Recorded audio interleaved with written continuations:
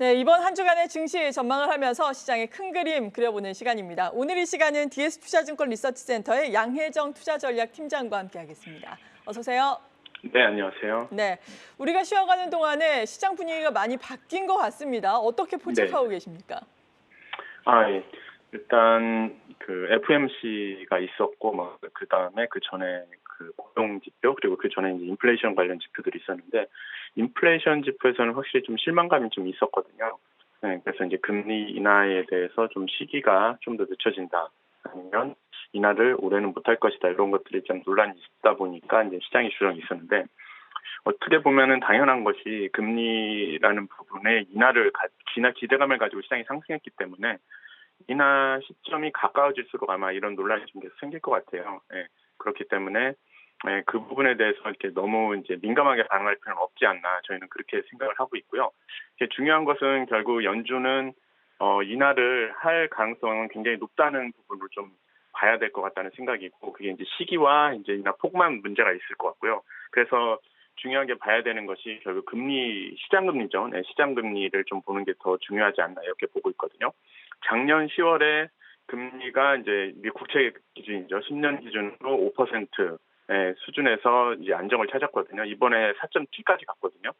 4.7까지 갔다가 고용지표 4.5까지 떨어졌습니다. 그러니까 전체적인 흐름상으로 보면은 작년 10월 시장 변동성이 가장 컸을 때 그때가 가장 고점이지 않았나 이 부분을 가장 그 핵심 지표로 보고서 시장을 좀 대응하면 되지 않을까 이렇게 예상하고 있고요. 그래서 저희는 금리가 이제 안정 구간을 좀 들어가지 않았나 이렇게 보고 있어가지고 이번 주 다음 주 뭐 시장은 그렇게 나쁘지 않을 것 같다 이렇게 말씀드리겠습니다. 네.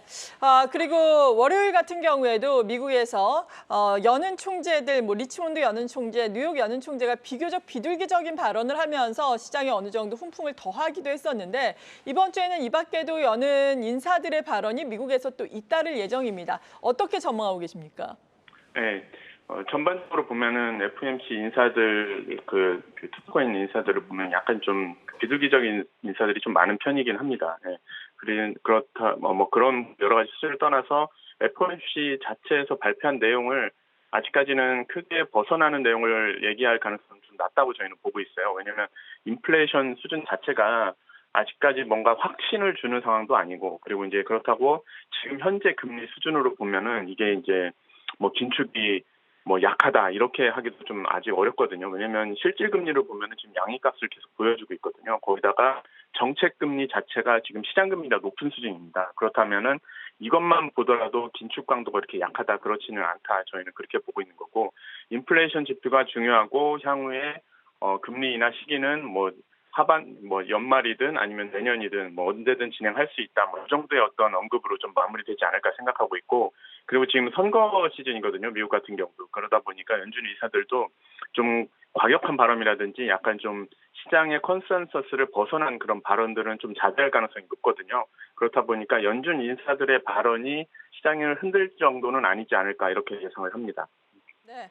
그리고 이번 주에도 미국, 우리나라에서 많은 기업들의 경제 지표, 실적 발표가 또 나오게 됩니다. 오늘 같은 경우에는 금호석유, 위메이드, 그리고 내일은 대표적으로 SM, 모레 같은 경우에는 카카오가 실적 발표를 앞두고 있는데 실적에 대한 전반적인 기대감은 어떻습니까? 실적 기대감은 1분기 실적이거든요. 지금 24년에 이제 첫 실적 시즌이긴 한데 24년 연간으로 보면 흐름상으로 보면 상반기보다는 하반기 쪽이 이익 전망이 더 나을 가능성이 굉장히 높습니다. 일단 우리 전체적인 이익 흐름상으로 보면은 근데 1분기만 놓고 보면은 시장이 지금 현재 약간 주도하는 업종이 보면은 반도체, 조선, 화장품 이런 업종들인데 그런 업종들 외에는 특별하게 이익 모멘텀이 좋은 업종도 그렇게 많지는 않거든요. 그러니까 1분기 수출 주요 품목이죠. 주요 품목 수출만 보더라도 조선, 반도체, 그다음에 자동차, 그다음에 화장품 이런 업종들만 좀 좋았거든요. 그렇다 보니까 이 흐름이 그대로 이제 1분기까지 이어질 가능성이 있다고 보고 있는 거고 아마 하반기 좀 그다음에 이제 보려면은 약간 지금 현재 지금 실적 발표가 쭉 이어질 수 있는 중소형주라든지 아니면 게임, 인터넷, 유통 같은 그런 내수주 이런 부분들이 좀 어느 정도 반등이 나오느냐 거기에다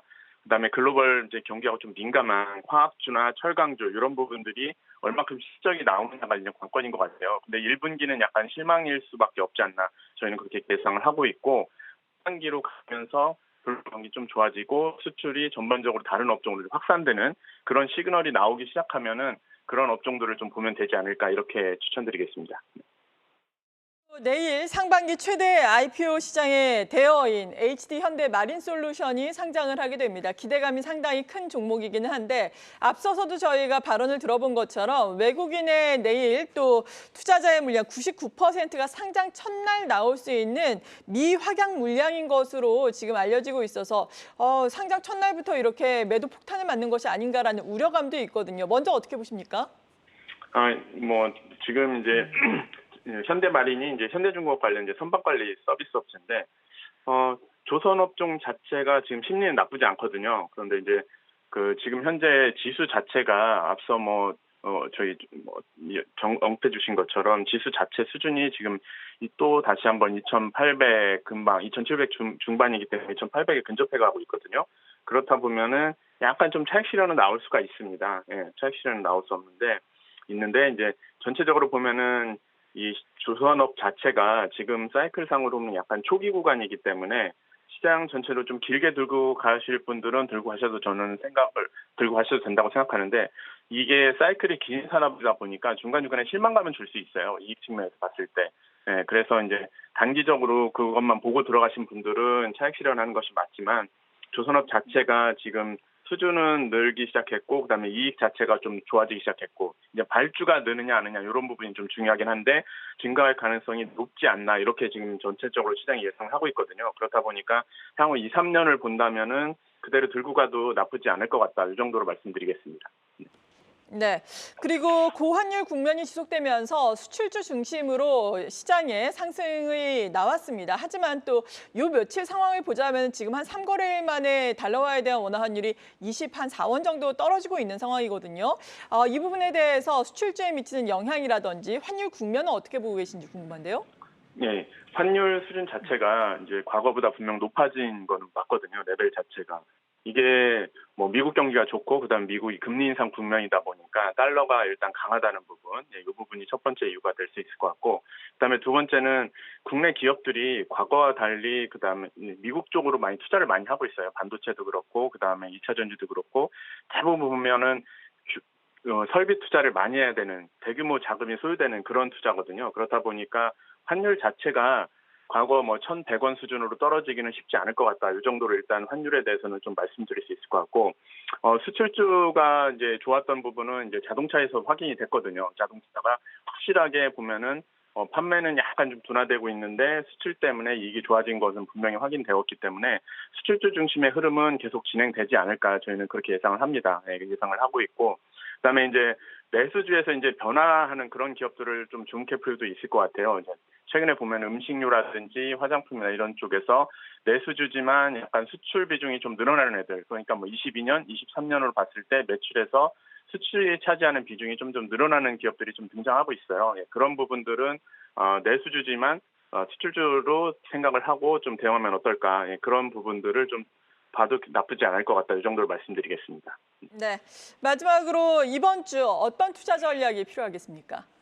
네, 전체적으로 보면 매크로 쪽 관련된 데서는 큰 이벤트는 없습니다. 큰 이벤트는 없기 때문에 아마 시장은 실적 시즌에 맞춰서 좀 대응하는 그런 국면이 좀 되지 않을까 정도로 예상을 하고 있고요. 유가라든지 이런 불안, 인플레이션 부담 요인은 최근에 이제 휴전 가능성도 최근에 이스라엘 팔레스타인 전쟁에서 나오기 때문에 유가가 또 좀 안정을 찾았거든요. 네, 그런 부분 측면에서 보면은 전체적으로 보면은 매크로가 시장을 흔들지는 않을 것 같다. 그다음에 실적 수준에 맞춰서 대응한다면은 약간 중소형주들을 좀 눈여겨 볼 필요가 있을 것 같아요. 왜냐하면 후반기 실적 시즌 후반기로 가면서는 이제 중소형주들이 많이 발표되는데, 저희가 봤을 때 하반기로 가면서 이 중소형주들이 약간 좀 힘을 받을 가능성도 있거든요. 왜냐하면은 금리 인하라든지 아니면 여러 가지 경기 회복 이런 부분들이 약간 시장 내에 전체적으로 봤을 때 약간 로컬러티 중심의 어떤 위험 성향의 어떤 중성주들이 좀 부각될 수 있는 구간으로 갈 수 있기 때문에 그런 부분들을 좀 이렇게 눈여겨보면 되지 않을까 이 정도로 생각하고요. 시장 전체적으로는 보면은 큰 흔들림은 없지 않나. 약간 이제 박스권, 상단, 하단 이 정도에서 약간 좀 횡보하는, 그 정도의 흐름을 예상해 볼 수 있을 것 같습니다. 네. 네, 지금까지 DS투자증권 리서치센터의 양혜정 투자전략팀장이었습니다. 감사합니다. 네, 감사합니다. 계속해서 다양한 경제 이슈를 알고 싶다면 구독과 좋아요, 알림 설정 부탁드립니다. AI 캐스터 권미정이었습니다.